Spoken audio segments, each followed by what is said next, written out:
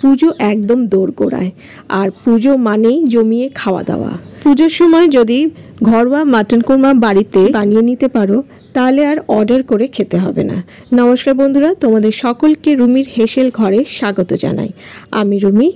আজকের রেসিপি একদম ঘরোয়া স্টাইলে নবমী স্পেশাল মাটন কোরমা, যেটা রুটি, পরোটা, লুচি, পোলাও, ফ্রাইড রাইস সব কিছুর সাথেই ভালো লাগে। তাহলে চলো দেখে নেওয়া যাক আজকের রেসিপি।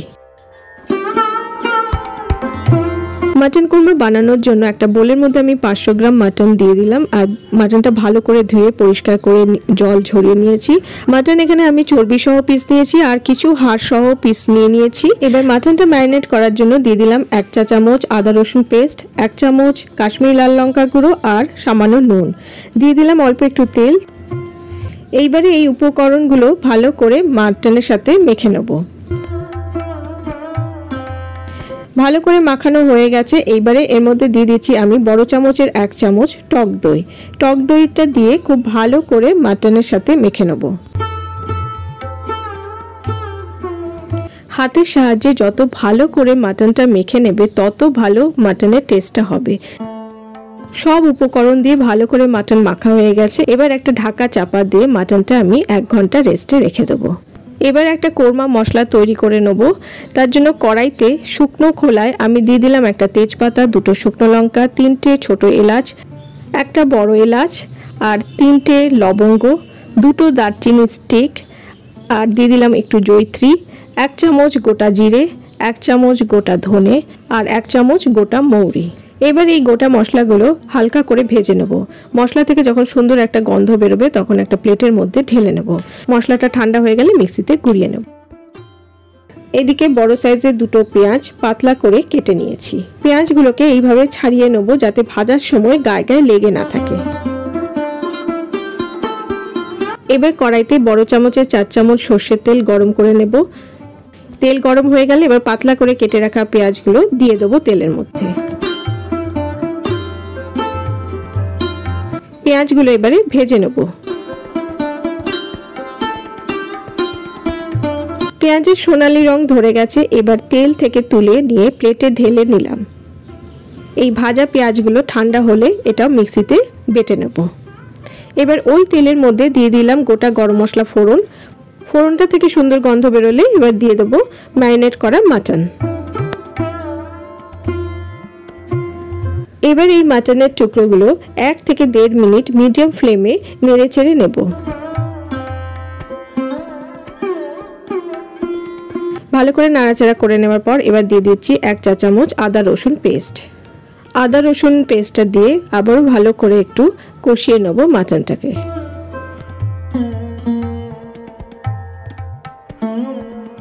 কষাতে কষাতে ভাজা পেঁয়াজ বাটাটা দিয়ে দেব।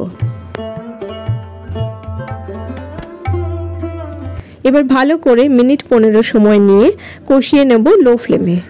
মাটন যত বেশি ধীরে ধীরে কষানো হবে মাটনের টেস্ট আরও বেশি ভালো হবে। 15 মিনিট কষানোর পর দিয়ে দিচ্ছি 1 চামচ হলুদ গুঁড়ো, 1 চামচ লাল লঙ্কা গুঁড়ো, 1 চামচ জিরে গুঁড়ো, 1 চামচ ধনে গুঁড়ো আর 1/2 চামচ কাশ্মীরি লাল লঙ্কা গুঁড়ো। দিয়ে দিচ্ছি স্বাদ অনুসারে নুন। এবার সমস্ত গুঁড়ো মশলাগুলো দিয়ে ভালো করে মাটনটা কষিয়ে নেব। দিয়ে দিচ্ছি ওই পেঁয়াজ বাটি ধোয়া জলটা। দিয়ে জলটা দেওয়ার পর মাটনটাকে ভালো করে কষিয়ে দিতে হবে। মাটন যত বেশি কষানো হবে তত মাটনের স্বাদ হবে। মাটন আরও 15 মিনিট কষানোর পর দিয়ে দিলাম পরিমাণ মতন গরম জল। আমি এখানে 2 কাপ পরিমাণ গরম জল ব্যবহার করেছি যাতে মাটনগুলো খুব ভালো করে সেদ্ধ হয়ে যায়। এবার একটা ঢাকা চাপা দিয়ে দিলাম যাতে মাটনটা খুব ভালো করে সেদ্ধ হয়ে যায়। আর মাটন সেদ্ধ হতে কড়াইতে টাইম লাগবে প্রায় 45 মিনিট থেকে 50 মিনিট। মাটনের জলটা কমে এলে প্রায় 50 মিনিট পর আমি ঢাকাটা খুলে নিলাম। এইবার মাটনের মধ্যে দিয়ে দিচ্ছি আমি বড় চামচের 1 চামচ টক দই। টক দইটা দিয়ে ফ্লেমটাকে অবশ্যই লোতে করে দেবে। এবার ভালো করে আমি নেড়ে চেড়ে নিচ্ছি যাতে টক দইটা খুব ভালো করে মিশে যায়। টক দইটা মিশিয়ে নেওয়ার পর দিয়ে দিচ্ছি 1/2 চামচ পরিমাণ চিনি। এবার যে মশলাটা গুঁড়িয়ে রেখেছিলাম সেই মশলাটা বড় চামচের 1 চামচ দিয়ে দিলাম। চিনি আর গুঁড়ো মশলাটা দিয়ে মাটনের সাথে খুব ভালো করে মিশিয়ে নেব। চিনিটা এই কারণে দিলাম, যেহেতু টক দইটা দিয়েছি তাই টেস্টটা ব্যালেন্স করার জন্যই চিনিটা দিলাম। এবার দিয়ে দিলাম 1 ছিপি কেওড়ার জল। মাটন কোরমার জন্য কেওড়ার জল কিন্তু মাস্ট। কেওড়ার জল দিয়ে খুব ভালো করে মিশিয়ে নেব মাটনের সাথে। সব শেষে একটা জায়ফল গ্রেট করে দিয়ে দেবো। খুব বেশি কিন্তু জায়ফলের গুঁড়ো দেবো না, অল্পই দেবো, বেশি দিলে ভালো লাগবে না। জায়ফল গুঁড়ো দিয়ে ফ্লেমটাকে অফ করে একটা ঢাকা চাপা দিয়ে আমি 5 মিনিট স্ট্যান্ডিং টাইমে রেখে দেবো। 5 মিনিট পর একটা সার্ভিং বলে আমি মাটন কোরমাটা ঢেলে দিচ্ছি। ব্যাস তৈরি হয়ে গেল আজকের একদম ঘরোয়া স্টাইলে নবমী স্পেশাল মাটন কোরমা। আর এই মাটন কোরমা ঘরে থাকা খুবই সামান্য উপকরণ দিয়েই আমি মাটন কোরমাটা তৈরি করেছি। এবার এই মাটন কোরমাটা আমি আজকে সার্ভ করব বাসন্তী পোলাওয়ের সাথে। খুবই ভালো লাগবে খেতে। এছাড়াও রুটি, নান, পরোটা, লুচির সাথেও ভালো লাগবে। তো কেমন লাগলো তোমাদের আজকের এই একদম ঘরোয়া স্টাইলে নবমী স্পেশাল মাটন কোরমা? আমাকে অবশ্যই লাইক ও কমেন্ট করে জানিও। আর ভালো লাগলে বাড়িতে বানিও, আশা করি সকলেরই ভালো লাগবে। আমার চ্যানেলে আরো অনেক রেসিপি পেয়ে যাবে, নিচে ডেসক্রিপশন বক্সে লিংক দিয়ে দিয়েছি, তোমরা চেক করে নিতে পারো। আর যারা নতুন আমার চ্যানেলটাকে এখনো সাবস্ক্রাইব করোনি তাদের কাছে অনুরোধ রইল আমার চ্যানেলটাকে সাবস্ক্রাইব করে দিও। আর পাশে থাকা বেল আইকনটাকে অবশ্যই প্রেস করে দেবে, যাতে আমি পরবর্তীকালে যখনই কোনো ভিডিও শেয়ার করব তার নোটিফিকেশন তোমাদের কাছে আগে পৌঁছে যাবে। আর আমার পুরনো বন্ধুদের জন্য রইল অনেক ভালোবাসা আমার পাশে থাকার জন্য। আজ তাহলে আসি, আমি আবারও হাজির হয়ে যাব আমার হেসেল ঘরের খবর নিয়ে। তোমরা সবাই ভালো থেকো, সুস্থ থেকো, টাটা।